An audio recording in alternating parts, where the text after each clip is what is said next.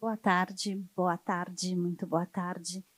É uma responsabilidade imensa, confesso que eu fiquei meio tensa depois que eu subi no palco. Professores falam bastante, mas palco já é outra coisa, né, Ana?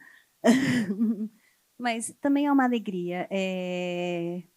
Temos dois convidados de primeira linha naquilo que nós podemos chamar no mundo da cultura impressa e da cultura do livro.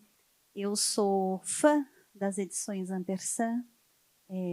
Quando fui a Buenos Aires, incluí na agenda: preciso conhecer a Ana Mosqueda, preciso conhecer a editora, porque, em primeiro lugar, nós temos muita dificuldade de fazer circular os livros dos nossos vizinhos, não é? Eu acho que deveria ser muito mais natural encontrar nas livrarias livros argentinos, chilenos, paraguaios, colombianos, enfim, da mesma forma que os nossos livros deveriam circular mais também, né, para além das fronteiras.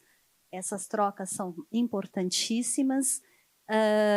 E a Ana Mosqueda, que é formada em letras, doutora em história, fez o seu doutorado na Universidade de Alcalá de Henares. Penso que um amigo em comum, não é? Castilho Gomes, que é um grande especialista na história da escrita. Ela também foi professora do curso de editoração, podemos chamar de um curso de editoração na Universidade de Buenos Aires, e aparentemente largou a sala de aula, que ela me diz que gosta muito, porque o ofício editorial realmente é um ofício que demanda muito tempo. A Ampersand é uma editora que foi criada em 2012 e, como vocês vão ver, não é? Ela tem um catálogo muito forte, muito bem consolidado, principalmente, não exclusivamente, em obras sobre cultura, cultura escrita, moda, não é? Mas daí eu a deixo contar. Bom, Gustavo Piqueira é um parceiro de longa data, não é? Nos trabalhos que fazemos lá na Universidade de São Paulo.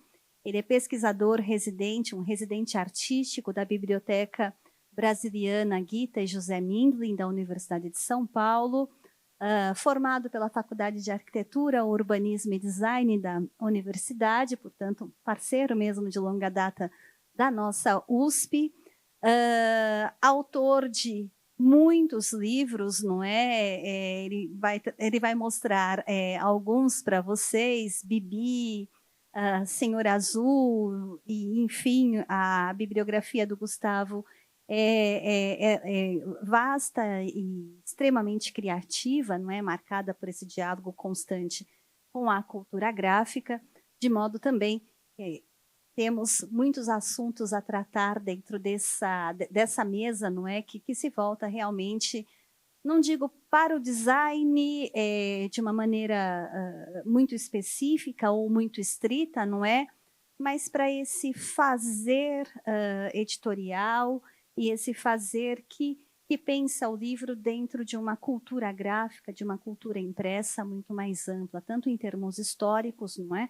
Mas também com os diálogos que nós podemos estabelecer com essas tecnologias, com as novas tecnologias, às vezes não tão novas, com as quais convivemos. Mas esta apresentadora que já chegou, já ficou mais calma agora, já falou demais. Eu gostaria de passar primeiramente a palavra para a nossa convidada, Ana Mosqueda. Assim, antes dizer dois recadinhos. Que as perguntas elas são feitas por escrito, há monitores, não é? Monitoras aqui no auditório que podem recolher as questões. Então, por favor, levantem as mãos e já podem anotar, não é? As questões. E o segundo lembrete, mas vou voltar a falar sobre esse lembrete no finalzinho também da nossa sessão, é que haverá uma sessão de autógrafos na Livraria da Travessa logo depois desse nosso encontro aqui. Então, dois lembretes importantes. Ana, para começarmos esta conversa, em primeiro lugar, seja muito bem-vinda à Feira do Livro 2026, principalmente seja muito bem-vinda em São Paulo, que seus livros circulem e tenham tanto êxito quanto eles têm na Argentina. Eu gostaria que você se apresentasse para o público, quer dizer, quem é a Ana Mosqueda E como se iniciou essa história maravilhosa que você criou à frente da editora Ampersand, certo? Bueno, voy a hablar en español, lento, para que me entiendan. Quiero contar un poco mi historia porque creo que es la historia de muchos de los que están en la historia del libro hoy y puede ser la de muchos de los que están aquí A história de jóvenes que muitos les jovens interesa su interessados libro, su em historia, su livros, materialidad, sua história e que sua se interesan por el libro materialidade. Se interessam hace na criação tantos siglos. do livro há tantos Cuando séculos. yo comencé Quando eu con el tema, comecei a trabalhar nesse había tema, hecho letras, eu después había hecho la tinha me carrera de formado em edición, letras, depois a carreira de empecé, editoração hice una revista e que se fiz uma llamaba Páginas de revista Guarda, chamada que Páginas de una Guarda, parte dedicada a la com uma parte historia de la dedicada cultura à escrita. história da cultura.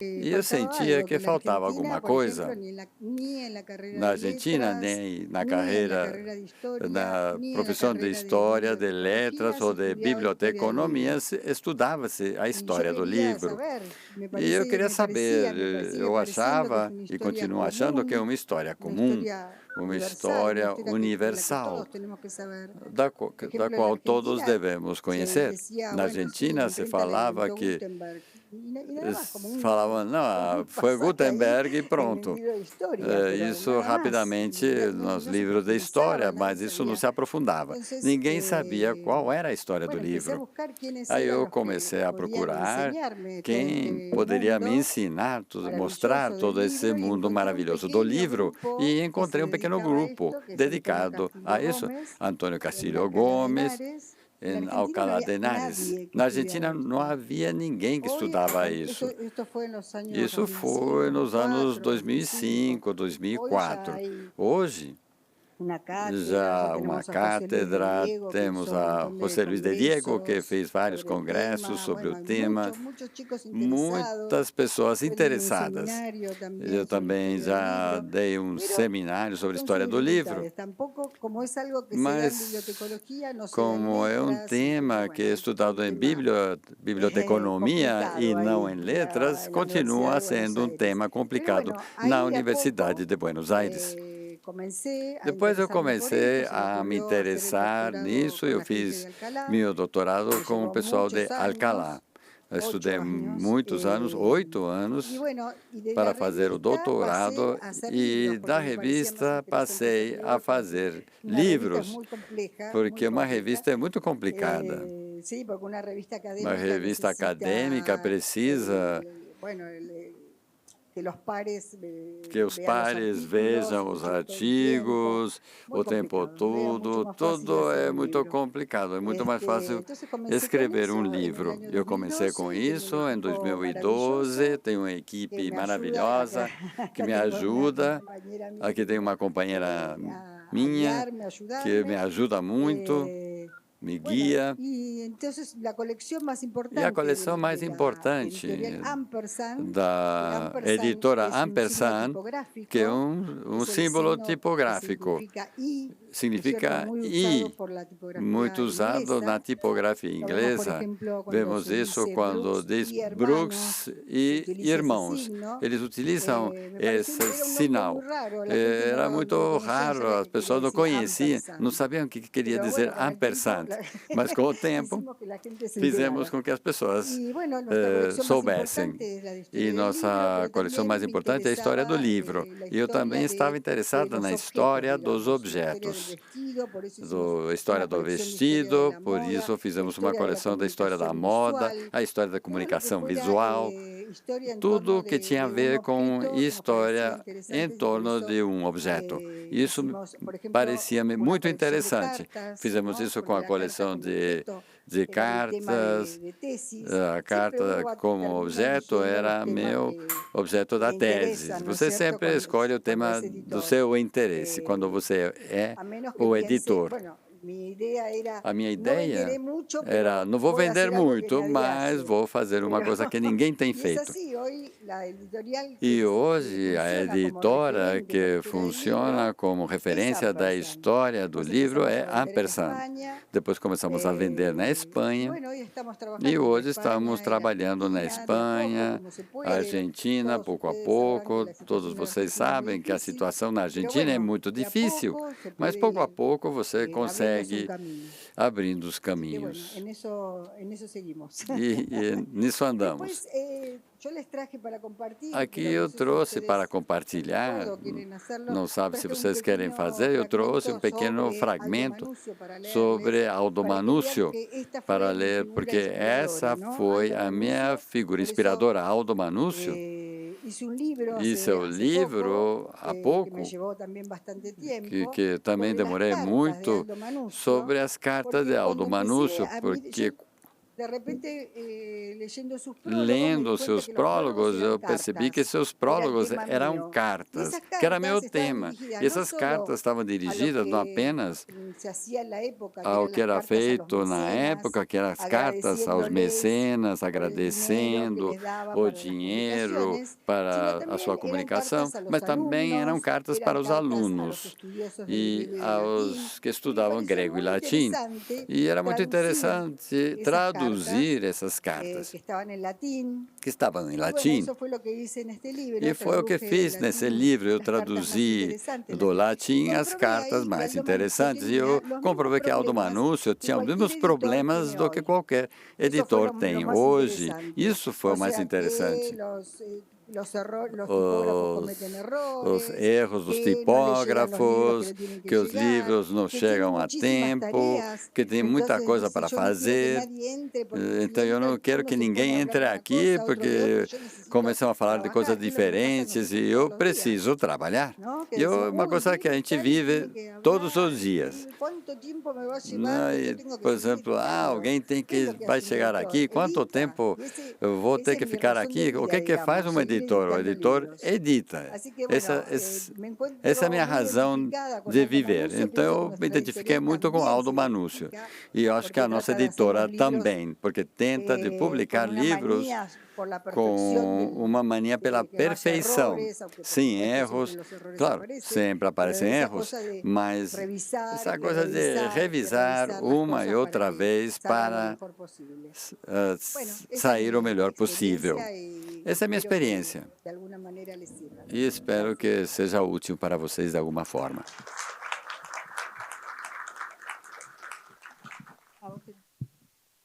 Bom, antes de passar a palavra ao Gustavo, eu vou ler só um trechinho de uma carta, porque ela é bem curtinha, mas muito bonita. De Aldo. Queres conhecer a Hesíodo, Teócrito, Homero e a outros poetas? Toma este livro para fazê-lo. Te levará à doce casa de Apolo, filho de Leto, e aos bosques sagrados das musas, cheios de rouxinóis. Veja que recado bonito de um editor, não é? Gustavo. Boa tarde. Gustavo, conta aqui para nós e para o público essa transição ou essa conexão que você faz entre ideias mais abrangentes de uma cultura gráfica, quer dizer, que é o seu mundo, não é? A cultura gráfica, como você se apropria desses múltiplos objetos que perfazem esse nosso mundo da cultura gráfica e da cultura do impresso, e você pensa esses objetos dentro de um suporte tão específico que é o livro. Como é que se deu essa descoberta? Que você parte da FAO, e aí os seus primeiros trabalhos eles estão realmente dialogando com um universo gráfico de modo geral, do homem sanduíche, dos panfletos, dos boletos, das propagandas que os políticos faziam e jogavam nas ruas e você colecionava, e de repente você segue aquela máxima, tudo termina num livro. Como é que... Existe para terminar num livro. Não é? Como é que você pensa hoje essa síntese, não é, da sua formação, das múltiplas informações que você recebeu e você consegue se expressar justamente nesse objeto, que é o objeto aqui do nosso encontro e da feira. É só isso em 10 minutos. Tá bom. Assim, eu comecei a trabalhar com livro, tentando juntar em 10 minutos, simplificando um pouco. Eu tenho, vamos dizer, um acesso peculiar ao trabalho com o livro, e eu creio que esse acesso peculiar meio definiu o que viria, definiu em parte o que viria a seguir. Eu comecei a trabalhar com o livro de 3 maneiras em separado, mais ou menos. Eu comecei a trabalhar como designer, né? Ou seja, trabalhando como designer no meu estúdio. Depois eu comecei a trabalhar em paralelo com ilustração, que é uma coisa que parece próxima, mas não é próxima. E depois, numa terceira, eu comecei a trabalhar com escrita. Na época eu considerava escrita o verbal, né? Hoje, quando eu falo escrita, eu estou considerando qualquer coisa que eu faço num livro é escrita, mas na época eu considerava verbal. E eu trabalhava em paralelo com essas 3 coisas. Até que um dia eu cometi um erro de misturar. E aí foi uma desgraça, porque o livro foi um fracasso. Eu não sei se vocês já viralizaram em redes sociais.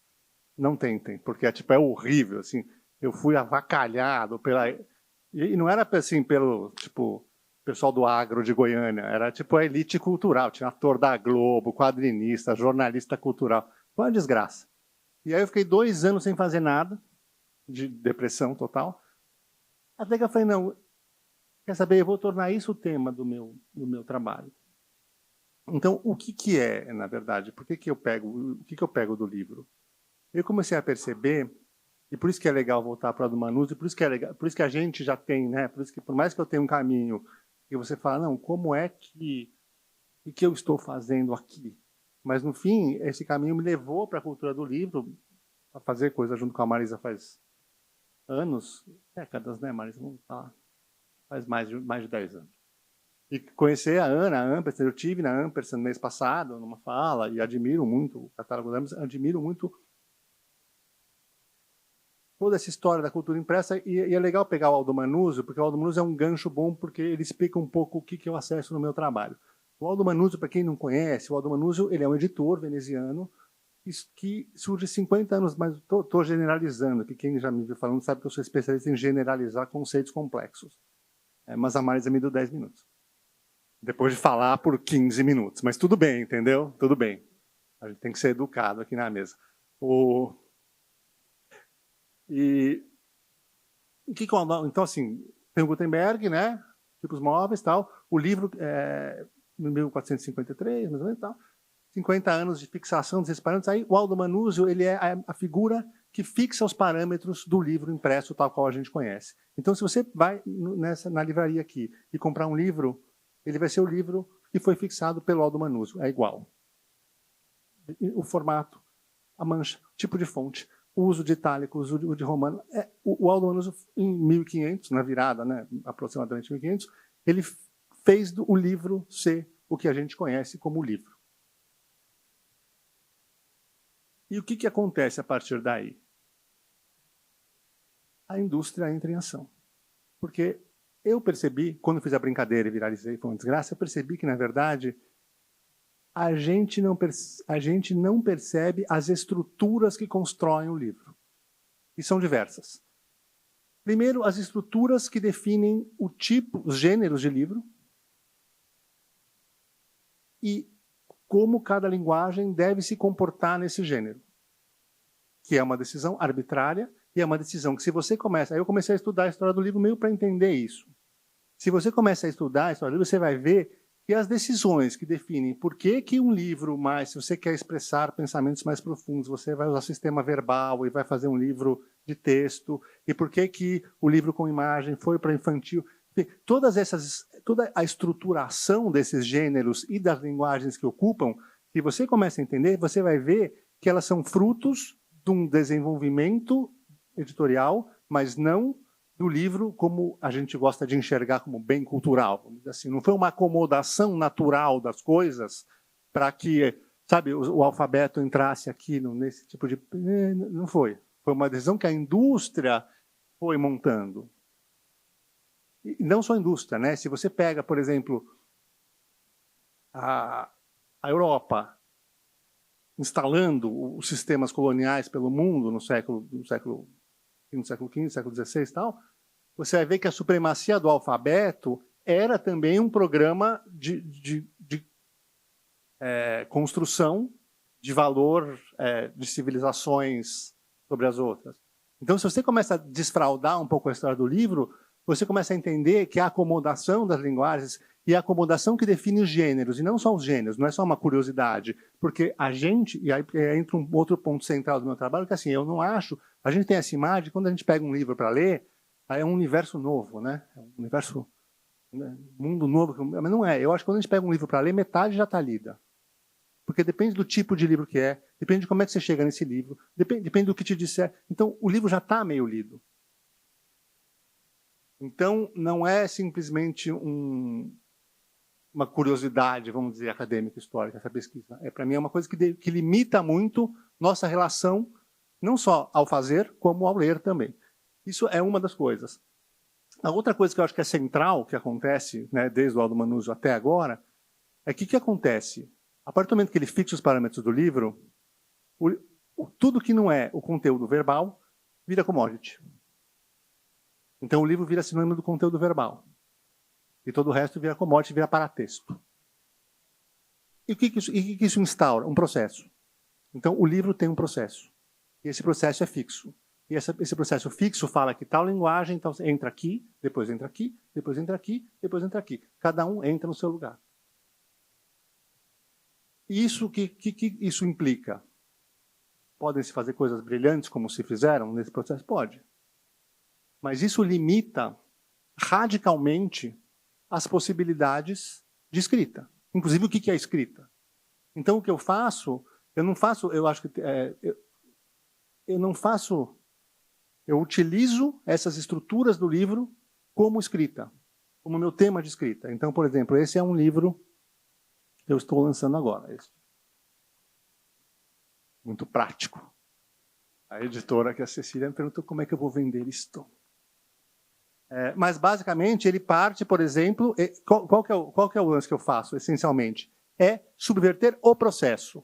É não falar primeiro entra o texto, depois entra a imagem, depois entra o chamado design. Porque o design, ele é para texto. Ele é para texto. Ele entra num lugar específico. Por mais... E eu faço projetos gráficos como designer louquinhos. Por mais louquinho que ele seja, ele é para texto. Ele é inofensivo. Então, o que eu faço nesses livros não é que eu faço um design diferente, não. Eu incorporo os outros elementos que não a linguagem verbal, ou não a ilustração, ou não os encadeamentos de texto e ilustração que definem alguns subgêneros de livro, como história em quadrinho, livro de artista, livro infantil, ou qualquer nome que as pessoas preferem usar. Não, eu misturo os processos para usar outros elementos que constituem o livro como escrita. Então, nesse caso, por exemplo, é a produção gráfica, é a folha gráfica. Eu escrevo um livro que tem duas narrativas, só que uma está refilada assim, é a mesma folha. Uma está refilada assim, e a outra está inteira num pôster. É a mesma folha. São duas narrativas que, basicamente, então, eu estou construindo uma narrativa partindo das estruturas do livro. Físicas aqui. E aqui, simbólicas. Então, esse aqui eu fiz um livro, que era Frisson, que era para ser uma versão mais avançada do Coffee Table Book, que era um livro para você pendurar na parede. Desculpa, eu vou perder o microfone. O livro nunca saiu. E aí eu falei, vou fingir que ele saiu. Então eu fiz um livro sobre ele, que é essa caixa, e que tem não só a reprodução dele, maquete, tudo para você viver a experiência, como tem uma série de ensaios de estudiosos do livro, como a Marisa, estudiosos de verdade do livro, que entram no jogo, sabendo que o livro nunca tinha saído, escrevem ensaios sobre o livro, e tornam isso aqui não só um grande labirinto em que você não sabe quem que é. Então você mistura tanto um personagem que é um curador péssimo com a Marisa, e você não tá dito quem é verdade, quem é fictício, quem é verdadeiro, quanto a ideia de que você existe, que você pode construir uma narrativa que seja literária, vamos dizer assim, vou chamar de literária, que é uma narrativa que você percorre, como você percorre um texto construída com outras coisas. E que mas isso exige o desmonte de processos. E para desmontar os processos, eu preciso conhecer os processos. Para conhecer os processos, eu preciso conhecer a história do livro. E eu descobri que, conhecendo a história do livro, a cultura impressa, você consegue chegar em quase tudo do que a gente é hoje. De bom e de ruim também. Porque o livro tem muita coisa ruim na sua história que a gente tende a deixar meio de lado quando a gente pensa o livro, né? Aquela coisa. Esse aqui não é um bom exemplo, né? Mas, enfim, um livro... Então, eu acho que todos esses experimentos de desmontar, revelar a estrutura, né? E eu acho que hoje em dia é uma coisa necessária, porque hoje em dia a gente vive mediado por interfaces. Tudo é mediado por interfaces, tudo para a gente chegar no botão compre agora, sabe? Compre em um clique. E essas interfaces vão escondendo para a gente as estruturas. Por exemplo, tanto que vai mudando as coisas. Você fala assim, você começa a falar assim, esse livro é muito bom, né? Você lê rapidinho. Desde quando ler rapidinho é uma coisa boa? Tudo isso, e se você gostou dele, você vai gostar dele. Tudo isso não é uma construção gratuita, não é sinal dos tempos. Tudo isso é construído para acelerar nosso ritmo de consumo. Sabe? É muito confortável a gente falar, não, nesses tempos tão velozes, né? Como se fosse uma coisa que né, fez sol, nuvem e tempos velozes. Não, isso é construído. E a gente não percebe porque a gente não percebe as estruturas. E a gente não percebe as estruturas que compõem o livro. Então, meus livros, basicamente, são estruturas reveladas das diversas.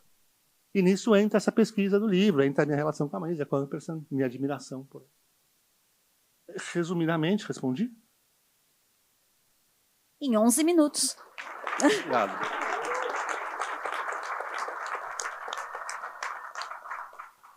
Vocês querem fazer perguntas antes de eu passar para o público?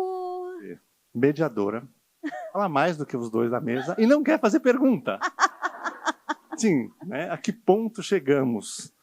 Lembra, Gustavo, nós ensaiamos, eu sei. disse. As piadas, tudo ensaiado, né? Então, eu falei, olha, eu vou te mandar uma mensagenzinha, tal. Nem sei se você veio com o celular, mas eu disse para você vir que eu ia com os cortes, para não usar o microfone, lembra? Mas, bem, ele não consegue. Ana, seu catálogo tem muitas traduções. Como você faz a sua curadoria? E, gente, deixa eu falar, são muitas traduções, não é? São traduções. Chartier, Darnington, Anthony Grafton, Castilho Gomes, que mais me ajuda? Também muitos italianos. Sim. Microfone. Aí me vai ajudar ela. Armando Petrucci, Guillermo Cavallo, Roger Chartier, realmente muito do francês, do italiano, menos do mundo anglo-saxão, apesar de termos também alguns, mas para nós já havia muitos estudiosos da história do livro na Itália, na França, que não eram conhecidos, na Argentina, salvo Chartier, que é conhecido por todos, mas nós realmente acreditávamos que havia ali um espaço a ser preenchido e começamos a fazer as traduções, procurar as pessoas que traduzissem corretamente, o que não é fácil, que fossem bons tradutores, e nós fazemos, claro, a revisão. Alguém traduz e nós depois verificamos se a tradução foi bem feita, fazemos a correção, nós fazemos a parte aí da correção. E também com relação ao que ele nos contou agora, Gustavo, os livros têm muitos níveis, muitas camadas que nós devemos, claro, considerar. E este senhor, o Aldo Manúcio, ele percebeu isso. Imaginem só. A prensa foi criada em 1450 e ele, menos de 100 anos depois, 50 anos depois, ele começou a imprimir, mas já com a consciência de um editor moderno, porque, por exemplo, os livros, os clássicos gregos e latinos, que ele começou a desenvolver, porque na Idade Média ficaram ocultos, digamos assim, mas dos quais já havia edições, porque a tradição greco-latina continuou durante aquele período, e quando as universidades começaram a surgir nos séculos XIII, XIV, com o florescimento das universidades também, na época do Manúcio, Esses volumes pesadíssimos da Idade Média, que tinham ali os volumes, todos achavam que tinham direito a fazer anotações nos textos, muito bem. Porém, quando chegava ali aos alunos, o livro era enorme, pesado, e geralmente estava ali preso a uma biblioteca, então eles precisariam ser abertos e nunca chegavam ao texto, porque cada palavra que era lida, eles tinham que voltar ali para os comentários, para os glossários, que eram muito mais longos do que o próprio texto. Ou seja, a visão do Manúcio foi dizer não. O aluno, o erudito, deve poder pegar esse livro e ver o texto. O texto em latim e grego puro que importa.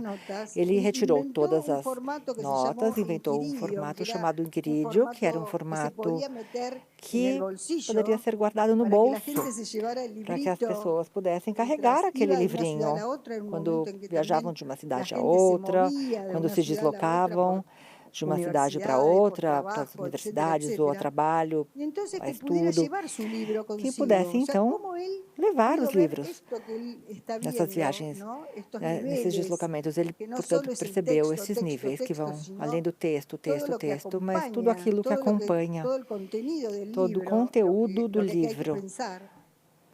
Devemos lembrar que ele conseguiu enxergar isso dessa forma tão maravilhosa. Ele realmente se antecipou, estava à frente. Senhora, já temos uma questão.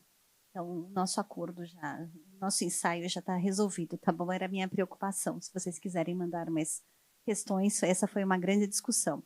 Bom, a questão é do Eduardo, e ele faz para o Gustavo e para a Ana, e é o seguinte: a IA, inteligência artificial, tem potencial de mudar o paradigma ao do Manúcio? Ela criará novas estruturas? Eu acho que pelo contrário. Eu acho que eu acho que esses avanços tecnológicos tendem a... Sim, vai mudar muita coisa, tá? Não estou dizendo que não tem, mas eu acho que ele tende a não transformar, ele tende a não produzir o novo. É o contrário. Estamos falando de outra coisa. Ana, tem algo a dizer sobre inteligência artificial? Algo respecto à inteligência artificial? Sim, eu gostaria de dizer algo. Eu trabalhei durante muito tempo em correção de estilo na carreira de edição na Faculdade de Filosofia e Letras da Universidade de Buenos Aires. E depois, a certa altura, eu já não conseguia mais conciliar isso com meu trabalho como editora. E agora, claro, eu ainda tenho amigas, pessoas com quem trabalhei durante muito tempo e hoje trabalho com uma amiga para ver de que forma hoje, porque agora temos que falar sempre hoje, né? Como podemos hoje, quando falamos de IA, como a IA poderia ajudar o editor? Então, nós consultamos a bibliografia e fizemos um experimento, digamos assim, lemos um texto, enviamos o texto a vários editores que, por sua vez, também passavam o texto com o mesmo prompt para a inteligência artificial para ver o que acontecia. As respostas iniciais com o mesmo prompt, o mesmo texto, eram diferentes. Isso, bom, algo raro, porque, além disso, nós estávamos usando o mesmo programa. Como é o nome do programa? ChatGPT 3.0. Então, foi no ano passado isso, né? Agora já teríamos que usar outra coisa. Mas, bom, nós também percebemos que ele não percebia os erros que um editor percebe, percebia outras coisas que não eram erros e que marcava alguns, outros não. Então, até aqui, para o editor, não é uma ajuda, porque você precisa primeiro pedir para a IA revisar e depois você também tem que revisar. Então, os editores podem ficar tranquilos por enquanto. Bom, temos duas questões. A primeira é do Wellington Furtado Ramos, que é professor da Universidade Federal do Mato Grosso do Sul. Bem-vindo. Eu vou ler as duas, tá? Daí fazemos em bloco, acho que é melhor, pode ser? Como vocês lidam com as categorias e classificações que o mercado ou mesmo a composição de uma ficha catalográfica impõe? São questionados? Isso é literatura? Isso é um livro de artista? É isto um livro? Quando produzem especialmente Piqueira, seus livros objetos artísticos. PS, sou fã da Ampersand e do Gustavo Piqueira. Eu respondo educadamente que eu gosto de vocês, gostem de mim. Bom, obrigado. Para a Ana, qual o critério para selecionar estes prefácios? Qual foi o critério que você utilizou para selecionar esses prólogos, né, prefácios que você traduziu? Você pensou em uma edição bilíngue, como a coleção Itachi de Harvard? É o Felipe Campos. Obrigada. A outra pergunta não a entendi. Eu não entendi a outra pergunta, mas acho que é mais para ele, então, né? Sim, trabalhei, claro, com as edições de Itati, para ver a tradução em inglês. Para ver a tradução em inglês, trabalhei com as edições italianas, trabalhei com tudo que existia, estava disponível, e também, além disso, li todos os prefácios, os prólogos para escolher. Na verdade, eu escolhi com este critério, para dizer, bem, como eu me surpreendi, eu fiquei surpresa com a familiaridade que eu senti com o Aldo Manúcio, que fazia o mesmo que nós fazemos, os editores, e foi isso que eu procurei resgatar. Então, eu apelei para isso, e todas as descrições que ele fazia com relação à sua vida, como ele trabalhava, as referências aos conflitos que ele tinha com os funcionários, os problemas sempre com dinheiro, que ele sofria muito com isso o tempo todo, porque não conseguia dinheiro para suas edições. Também a dificuldade de obter os manuscritos, ele tinha uma voracidade por encontrar manuscritos em grego e latim na época, de procurar desesperadamente em todas as bibliotecas da Europa os textos clássicos gregos e latinos, porque tiveram, como ele disse, existiam enterradores de livros, pessoas que tinham coleções imensas que não mostravam a ninguém. Então, eu tentei mostrar isso, procurei mostrar que as suas preocupações também são as nossas, de certas formas. Não sei se gostariam que eu acrescentasse mais alguma coisa? Quer que eu releia? Sim.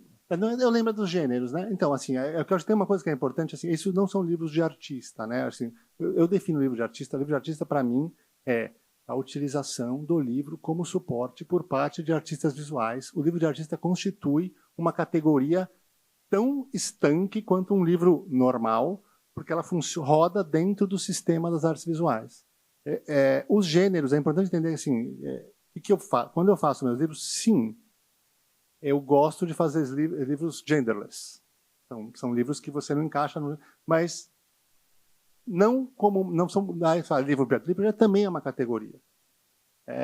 A ideia toda desses livros é exatamente essa, revelar que existem categorias, coisas que a gente não percebe, e que a construção dessas categorias é uma construção arbitrária e que foi geralmente construída pela indústria do livro. As acomodações que definiram os tipos de livro não são naturais. O que acontece com isso? Nossa relação com essas categorias também foi construída. Então, acho que a ideia do gênero é essa. Se fazer livros e você não sabe qual é o gênero, não é só um experimento. Claro que eu me divirto fazendo. Mas além de me divertir fazendo, ele tem essa pretensão um pouco, não de não encaixar em nenhum gênero, mas de revelar que a construção dos gêneros é uma construção e é arbitrária. Era essa a pergunta, né? Mais ou menos. Sim, eu acho que... Bom, mas eu acho que toda categoria é arbitrária no final. E eu não acho um problema que elas existam. Não, eu acho que até facilita muita coisa. Eu não acho que é um problema que elas existam, mas a gente não perceber que elas existem é um problema. Eu acho que o que acontece com o livro é isso, a gente não percebe que elas existem, a gente acha que é uma acomodação natural mesmo, e a gente se relaciona com base no que a gente construiu de valor e de tipo de relação que a gente vai ter, de tipo de profundidade que a gente vai ter, enfim, tipo de troca com base na categoria que aquilo está, não naquilo em si. Então eu não acho que seja um problema existir categorias, eu não acho que coisas muito incríveis tenham sido feitas em livros bem encaixadinhas dentro de cada categoria, mas eu acho que sim. Eu acho que hoje em dia, no mundo de hoje, a gente não perceber As estruturas, as categorias é um puta problema. É dos maiores até.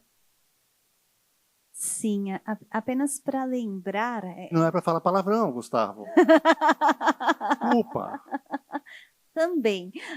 Mas não, vocês se lembram, logo no comecinho, que o Gustavo fez o seguinte comentário.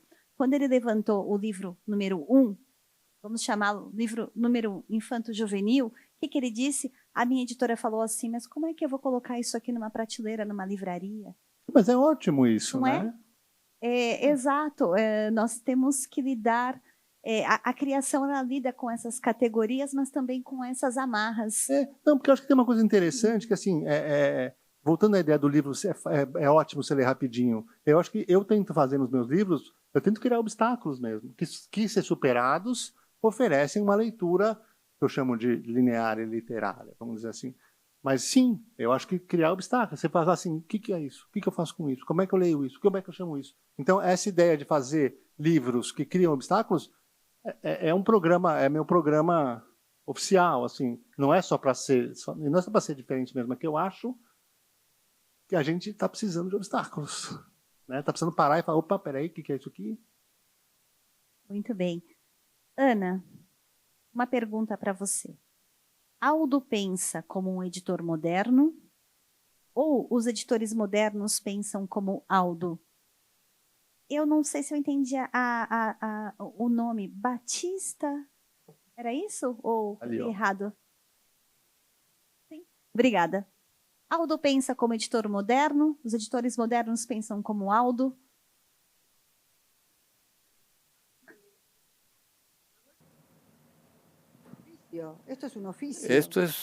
Isso aqui é um ofício, e é o mesmo ofício. Talvez mude com a inteligência artificial, mas durante 500 anos foi exatamente a mesma coisa. É lógico que tenhamos as mesmas preocupações, principalmente a do dinheiro. Não, mas fora de piada. Por exemplo, aqueles que querem editar um livro perfeito, sem erros, que tenha boas vendas, né? São as mesmas preocupações que antigamente. Ele foi o primeiro a manifestar essas preocupações, que foi importante. Uma questão que me ocorreu a partir dessa pergunta é como funciona a sua relação com os tradutores? Porque você traduz muitos livros. São autores, às vezes são livros de eruditos, Petrucci, por exemplo, que tem um vocabulário, ao mesmo tempo técnico, muito específico, mas elevado. Como é esse seu cuidado com as traduções para o espanhol? Bueno, depende do livro. Bom, depende do livro. Por exemplo, tudo que tem a ver com a história do livro, eu reviso. Tudo que é história da moda, é o diretor de moda que revisa. Claro, fazemos livros que têm vocabulário técnico. Aí é muito difícil. Eu sou uma editora generalista. Isso não significa que eu possa editar qualquer coisa. Tem livros com muitos termos. O livro da Valerie Steele, a história da moda, eram todos artigos sobre a moda do corset e toda a terminologia que se refere à alta costura. É como da enquadernação. É uma terminologia muito complicada, porque cada século teve sua forma de vestir, suas vestimentas e tipos de costura, e de tecidos e medidas que hoje não existem mais. Então, nós damos isso ao autor para ele verificar se está bem o que estamos dizendo, é um processo bastante demorado, mas o editor é quem dá a última palavra e aprova o texto final. E hoje estamos implementando também dar 10 dias ao autor para ele ter o texto, mesmo ele não conhecendo o idioma, e ele pode procurar alguém para ter a garantia que o autor está aprovando o que nós estamos propondo. É isso que acrescentamos agora. Você sempre quer ficar mais tranquilo, então agora você dá o texto ao autor e ele que procure alguém que conheça bem o idioma. Nós tentamos traduzir idiomas que nós conhecemos, para poder revisar, se não damos isso para alguém de fora. Gustavo, fale um pouco sobre desenho como escrita, como desenho. Na verdade, assim, nesses meus processos, né, de fazer esses livros, obrigado, eu comecei a tentar outras pessoas que fizeram coisas parecidas, não parecidas no sentido de fazer coisas iguais, no sentido de tentar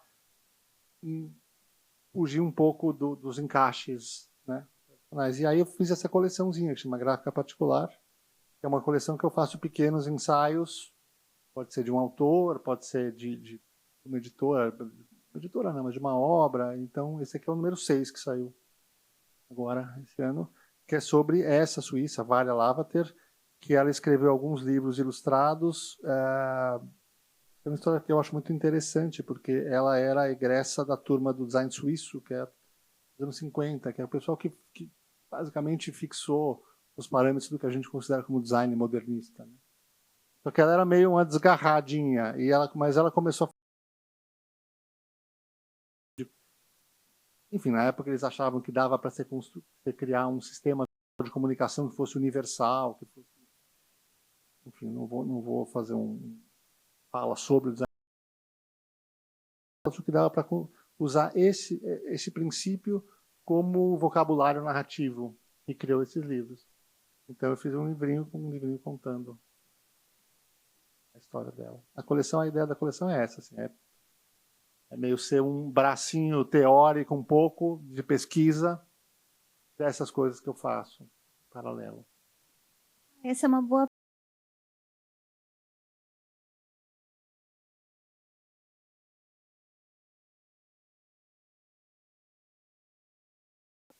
Ele não se explicita nessas edições, digamos, especiais, mas a sua gráfica particular ou a sua coleção particular, você tenta de alguma forma explicitá-la paralelamente? Como é que funciona isso para você, esse diálogo? Eu acho que vira um diálogo. Acho que o diálogo entre a história do livro e esses experimentos, vamos dizer, mais livres, eles são um diálogo constante. Todos os meus livros... Tanto é que, assim, eu faço essas coisas todas meio, assim,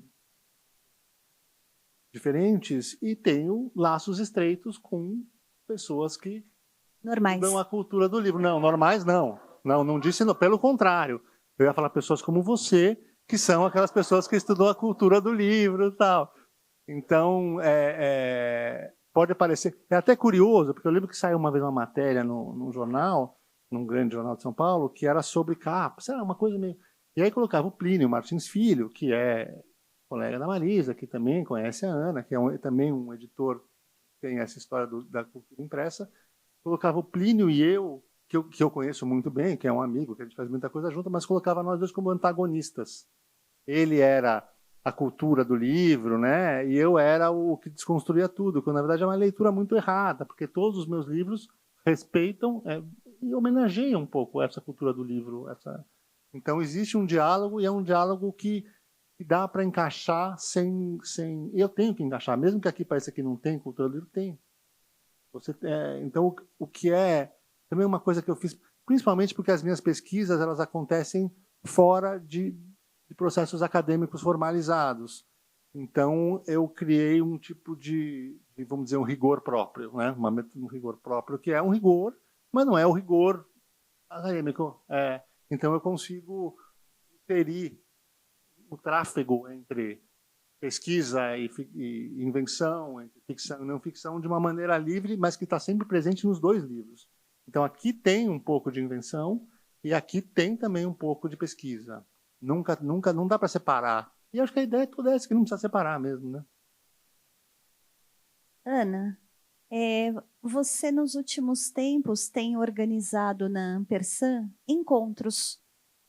Piqueira, a Ana Uth, está publicando agora um livro maravilhoso sobre encadernação. Pesquisem aí, coisa linda. Pensando o livro como objeto, materialidades. O catálogo da Ampersand, ele tem espaço para futuramente publicações experimentais? Já combinamos ontem. Já combinamos ontem. Já estuvimos falando ayer de ensaiado aqui, gente, vocês veem, né? Queria contar, não, mas é assim. Brincadeira, hein? Eu nem sabia. Brincadeira, é tudo meio. A gente tinha um credenciamento lá, eu já falei, puta, a Marisa vai estar lá. Eu estava com uma dúvida de um livro do século XV, falei, não, vou esclarecer com a Marisa, tomei um café, falei, Marisa, me responde aqui. É tudo que a gente vai. Ou seja, logo, logo já tem um livro aí encaminhado sobre manuscritos, gravuras, etc. Mas, Ana... Eu sou um pouco como Plínio Martins Filho, sou da linha bem acadêmica. Como isso Aldo Malucci, quando eu conheci ele, que eu não consegui vê-lo quando esteve em Buenos Aires, mas quando conheci a obra dele, e com tudo que me contaram sobre tudo que ele tinha dito, eu pensei, uma coisa é inovar, por inovar, e outra coisa é inovar com um artista como ele, é outra coisa. Aí sim eu ficaria animada para inovar. E claro, você escolhe. O editor tem essa vantagem, pode escolher o que ele quer e o que não quer, e o que ele não quer não faz. É assim. Então, eu tenho a honra, ou vamos ter a honra de fazer um livro com a gente. Vamos ver se vamos brigar muito ou não. Você vai confirmar, peleamos ou não? Não, mas Cecília é mais jovem, tem uma mentalidade mais aberta. Mas depois falamos sobre isso. Sim, vamos ter um espaço de inovação inaugurado pelo meu colega aqui. Eu acho que vocês são os primeiros, não é, a ouvir sobre esse enlace, assim como eu, aqui nessa sala. E, de fato, eu dizia no nosso café, há alguns minutos, não é, alguma hora, que eu acho que essa tendência de explorar o livro de uma forma artística, ela tem se confirmado. E há essa nova geração, essa energia que eu vejo na Cecília, da Lote 42, e essa energia que eu vejo nesses jovens que participam da Miolos, elas nos renovam. Eu acho que o editor também, não sei se você concorda, Ana, é essa figura que capta essas energias, essa comunicação que está aí latente, essa vontade de repente, inventar, interagir, criar o novo em cima do velho, renovar o velho. E que por suerte está por encima de los idiomas, porque desde este modo como nos vamos a unir. Isso está acima dos idiomas, e isso é bom, essa é a nossa sorte. Nós sempre estamos com pessoas da América Latina e com vocês, e eu acho que é o propósito que supera as diferenças de idiomas. Podemos ver os brasileiros que podem vender livros em espanhol. Só uma coisa que você falou que me chamou a atenção, você falou de renovar o velho. Eu acho que, na verdade, não é renovar o velho, é mostrar que o velho não é velho, e que o novo também, às vezes, não é novo. Eu acho que é mais por aí, assim, né? Então, eu gosto de pensar nesse sentido. O próprio livro do Aldo Manuzio, que eu fiz com o Plínio, né? E muita gente falou, meu, que diferente, mas ele é um livro que é super respeitoso. Ele é um livro que não é um livro que renova o velho. Não, ele fala, isso não é velho, pelo contrário. Vamos olhar bem o que é novo, o que não é. Porque às vezes a gente está comprando o novo que estão empurrando para a gente com a etiqueta novo, né? Vamos. Verdade. Tem um discurso, às vezes, muito de uma coisa combativa, nova, que na verdade é bem assim, carneirinho. Carneirinho de cabelo rosa, sabe? Por falar em carneirinho de cabelo rosa. O que vem nessa... Antes do que vem, como é que vocês pensam que esse nosso velho, que é tão novo e que é livro, ele está pronto para superar ou enfrentar essas novas tecnologias? Que eu acho que esse é o debate. Já apareceu uma questão de IA, falamos de velho e novo. Na verdade, o Gustavo já deu a palavra, ninguém inventa a roda, não é? Eu acho que estamos sempre criando em cima dela. Mas nós não podemos ignorar que existem novas tecnologias, lemos em todas as partes, não é uma crítica, eu acho que nunca a nova geração leu tanto, porque ela é obrigada a ler todo o tempo, e, ao mesmo tempo, nós, posso falar nós, que eu também faço parte desse mundo editorial, não é? Na Comarte, nós estamos sempre tentando conquistar o nosso público, os nossos leitores, com esse novo velho produto que é livro. No dia a dia, no trabalho da editora, do artista, essas questões, elas aparecem, quer dizer, vocês de vez em quando olham para a tela, olham para o impresso e para a tela e refletem, e agora? Como é que eu posso fazer o meu livro e imaginar que daqui 200 anos ele ainda estará sendo lido? É uma pergunta filosófica para 5 minutos. Semana que vem que ele está sendo lido, né? Eu não penso muito nisso. Vendo isso que vemos aqui na feira, não podemos pensar, o livro vai desaparecer, como pensaram no ano 2000. Ao contrário, você vê livros cada vez mais formosos e pequenas editoras que estão lutando para poder produzir livros. E agora, com as editoras independentes, é uma loucura. Não é que ninguém mais compra livros. Não, você pode ver isso todos os dias. Isso eu nem penso nisso, o que vai acontecer em 200 anos. Do público da Ampersand? Sim, nós conhecemos, sim, principalmente os da coleção da história do livro, porque eles perguntam quando sai o novo livro, sempre estão esperando. Temos muitos, não sei se seguidores, né? Não somos influencers ou influenciadores, mas muita gente nos segue e pergunta. E agora temos um Aldus que escreve nas redes. Aparece um Aldus Manúcio que escreve nas redes e as pessoas seguem ele. Ele responde, formula perguntas e ninguém sabe quem ele é. É um mistério a mais. Vocês conhecem o Aldus? ¿Dónde aparece? Como en el newsletter. Tenés que recibir el newsletter para tener Aldus. Então sigam a newsletter da Ampersand para vocês interagirem com o Aldus. Eu sigo e é extremamente interessante. Que mostra também que editor produz outros conteúdos, não é? Para além dos livros. Sim. Você tem uma seção de produção de conteúdos digitais na Ampersand? Como? Você tienes uma seção para conteúdos digitais, para a criação de conteúdos digitais? Gente, para eso sí. Tenemos redes. Sí. Y hoy todo el mundo tiene que tenerlo, ¿no? Como é que você lida com isso, Queira? Uma vez que você já tem uma experiência de partida com as redes, como você contou aqui, e agora? Não, eu tento lidar do melhor jeito possível, do jeito saudável. Não dá para ser muito saudável, mas assim, enfim, não dá para escapar um pouco hoje, mas assim, eu gosto de tentar lidar com cuidado.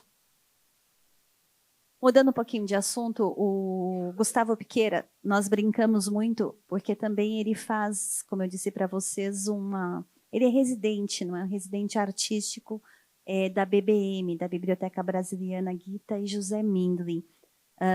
Eu queria que você contasse um pouco essa experiência, porque ele fala que não, veja bem, tem os acadêmicos, etc. Não falei nada disso. Eu vou contar para vocês. Ele é extremamente Caxias, estudioso, participa de todas as reuniões, é um pesquisador e tanto. Modelo na BBM. Então, conta para o público como esse seu lado pesquisador residente da BBM. Assim, todos os processos que eu faço, eu sou uma pessoa, quem me conhece de perto, quem convive comigo, sabe que é uma pessoa assim, né? Mas eu acho que a ideia da pesquisa artística, chama de artística, né? Mas também é um nome também encaixado numa categoria, mas é a ideia, porque você tem as pesquisas em torno do livro, elas tendem a encaixar nessa metodologia, que acho que são metodologias que são válidas, não estou invalidando as metodologias de pesquisa tradicionais, mas eu percebi que, às vezes, é a mesma ideia do que eu falei do pegar o velho e mostrar que ele não é velho. Eu acho que se você pega a cultura gráfica, destaca, muda de contexto e apresenta ela sobre outro contexto, você consegue iluminar áreas que talvez os modelos tradicionais não conseguem iluminar. Não é melhor, ela não substitui e nem questiona, mas ela ilumina cantinhos ali que não estavam iluminados. Então, eu vejo esse... até é curioso, porque eu fiz já 3 livros que são frutos dessa residência, né? Estou fazendo o 4, que é esse que a Marisa já entrou nos agradecimentos, com os esclarecimentos que ela me prestou hoje.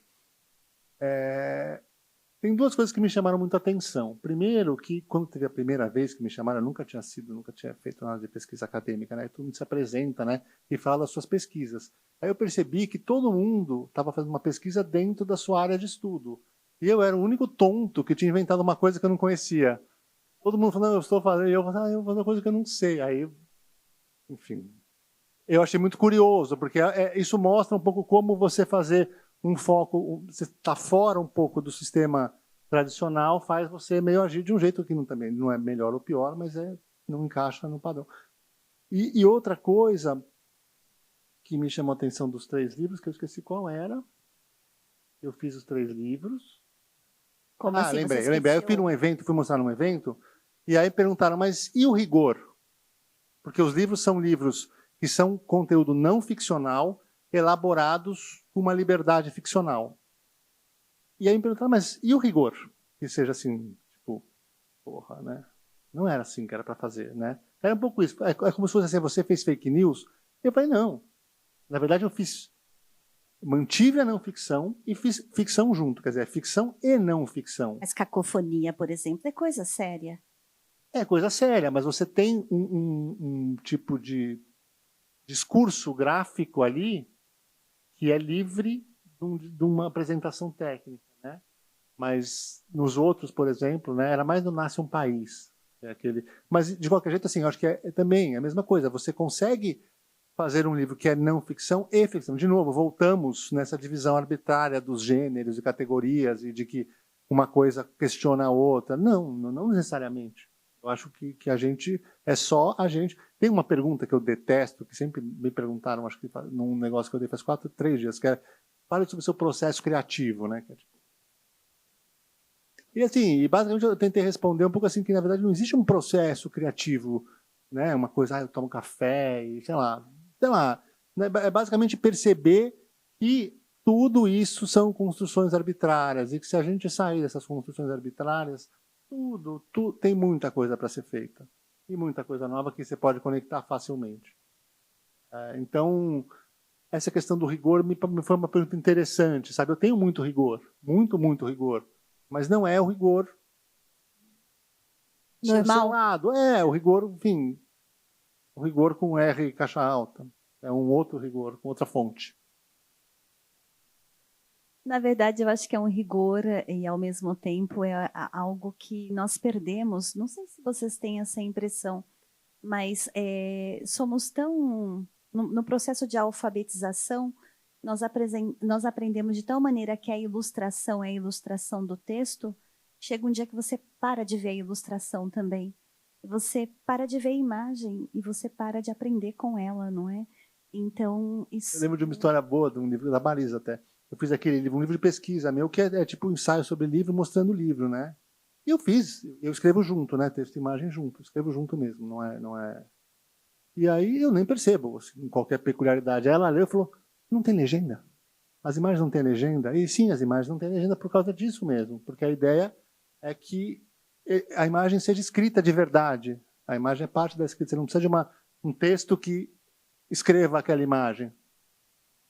Não, isso você vê nos museus, né? Às vezes eu sempre dá aquela olhadinha para o lado, para o público, e às vezes as pessoas leem primeiro a legenda para depois ver o quadro. Está escrito Renoir, para ler o quadro, mas de repente a legenda tem um artista que você não conhece bem, passa, né? Mas faz parte, não é, desse processo de aprendizado em que desaprendemos, não é? E eu achei bárbaro porque, óbvio, quando eu vi o livro dele, eu procurei a legenda. Bom, Ana, eu achei que fosse vir uma questão do público para você, por isso eu nem me preocupei com ela, mas já que estamos nos minutos finais, eu gostaria então de fazer essa questão, que ela é talvez tão óbvia, mas tão óbvia, porque nós olhamos para a Argentina, para Buenos Aires, nós vemos uma profusão de livrarias, muitas editoras. Nós estamos aqui, como brasileiros, acostumados a ouvir que realmente a Argentina é o país dos livros, dos leitores, das editoras. Como é para você, Ana Mosqueda, ter aberto uma editora em 2012 e perceber que você faz parte desse capítulo da história dos livros na Argentina, que nós, brasileiros, olhamos com tanta admiração quando voltamos os olhos para o seu país? Isso que eu gostaria de ouvir finalmente. Nós também sentimos admiração pelo que vocês fazem aqui. Isso aqui é admirável, o que vocês fizeram aqui, realmente. Não sei se vocês pensam que nós estamos mais à frente, nós pensamos isso de vocês. Na Espanha também é assim. Falam sempre não, na Argentina, as editoras independentes. Bom, realmente, na Espanha, as editoras independentes não têm o papel importante que elas têm na Argentina. E eles invejam isso porque eles têm mais conglomerados, grupos de editoras importantes, europeias.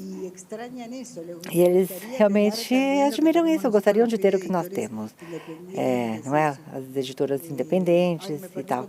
Eu me perdi agora com uma pergunta. Ana Mosqueda construindo também o capítulo do livro na Argentina. Mas é bom ouvir sobre a sua opinião sobre o nosso mercado editorial. Eu não posso falar do mercado editorial brasileiro, mas sim, estou muito orgulhosa de ser parte deste grupo de editoras independentes. Eu me identifico com eles e gosto do que eles fazem, apesar de também não ter tanto tempo assim para reuniões. Mas tenho minha equipe, conto com minha equipe para isso. Agora, as feiras também são muito necessárias. É muito importante que todos nós estejamos unidos para conseguir avançar. Num país como a Argentina, isso é quase impossível. É muito, muito difícil que uma editora independente consiga continuar no mercado. Então, estou muito feliz por continuar fazendo o que eu gosto, contar com uma equipe que me ajuda muito, demais, e de conseguirmos continuar graças a tudo isso. Estou muito satisfeita, assim, com minha vida, além de tudo isso. Bom, eu fiz tudo isso depois dos 50 anos, eu estou com 65, e, bom, acho que no começo, na primeira parte da minha vida, eu fui docente, tive meus filhos, criei meus filhos, depois pude me dedicar ao que eu realmente queria. Foi difícil, como mulher foi muito difícil, mas eu consegui e tenho muito orgulho disso. Acima de tudo, realmente, de ter feito tudo o que eu quis, após os 50 anos.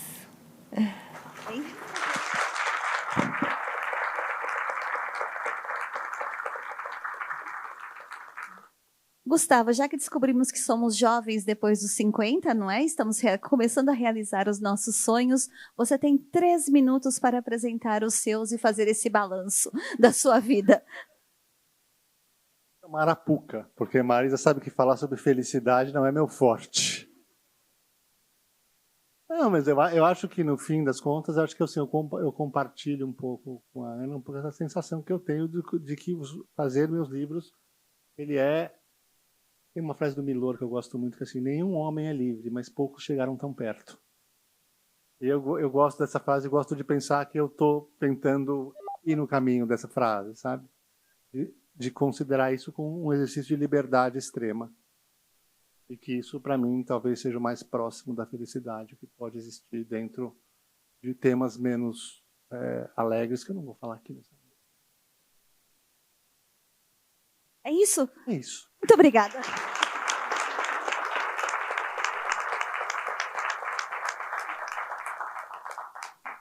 Bem, eu não sei vocês, mas eu acho que... Não, vou perguntar, não sei vocês, não é justo, né? Tivemos um encontro bonito aqui. O que vocês acham? Valeu? Palmas para o público.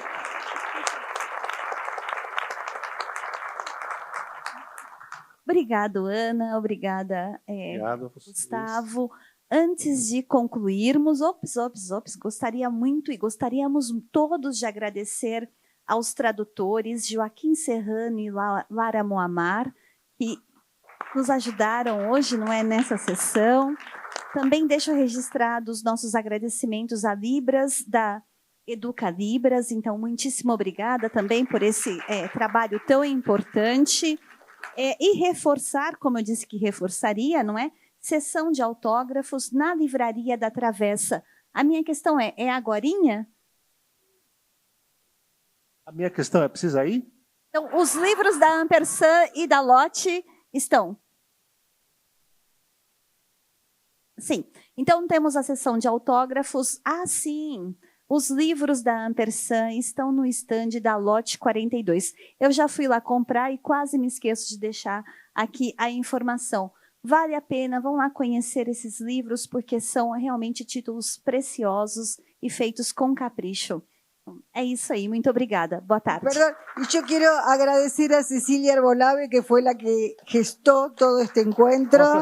Palmas para Cecilia. Y la que permite que nuestros libros estén acá. Gracias, Cecilia, gracias.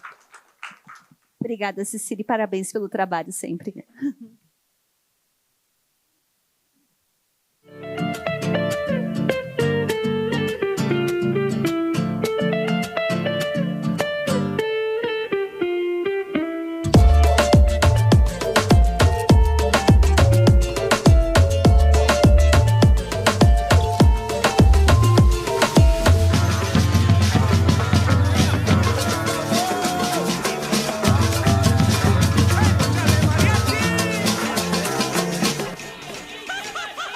Sejam todos e todas bem-vindos à Feira do Livro 2026.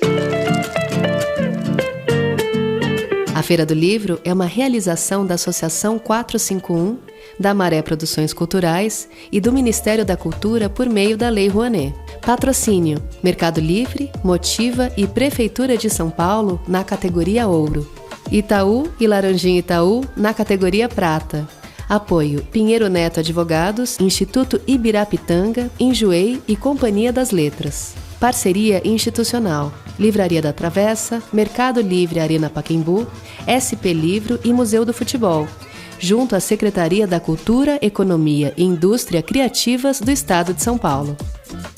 Apoio institucional: Embaixada da França no Brasil, Instituto Camões, Arco Educação, Ministério das Relações Exteriores do Uruguai, Instituto Ramon Llull, Gráfica Viena, Chambril, Quiro, Frida e Mina, Inside by Meliá São Paulo e Higienópolis, Ernesto Tzurnik Advocacia, Ecoar, Arpa, Ovo e Bubu Restaurante.